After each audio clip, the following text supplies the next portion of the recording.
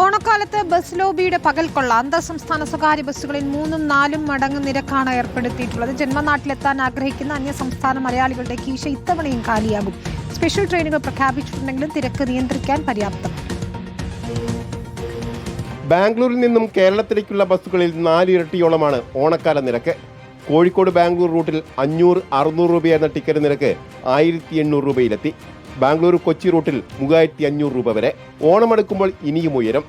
ബാംഗ്ലൂരിൽ പഠിക്കുന്ന വിദ്യാർത്ഥികൾക്കും നിരക്ക് കനത്ത തിരിച്ചടിയാണ്. തിരക്ക് നിയന്ത്രിക്കാൻ ട്രെയിനും KSRTC ബസ്സുകളും അനുവദിക്കുന്നതിൽ സർക്കാരുകൾക്ക് കനത്ത വീഴ്ച സംഭവിച്ചുവെന്ന് കൊടിക്കുന്നിൽ സുരേഷ് MP പറഞ്ഞു. ട്രെയിനുണ്ടോ? ട്രെയിനില്ല. വിമാനങ്ങളുണ്ടോ? വിമാനമില്ല. ബസ് സർവീസ് ഉണ്ടോ? അതുമില്ല.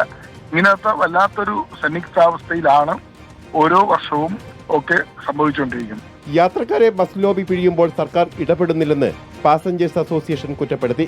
വിഷയത്തിൽ മനുഷ്യാവകാശ കമ്മീഷന്റെ ഇടപെടലും ആവശ്യപ്പെട്ടു.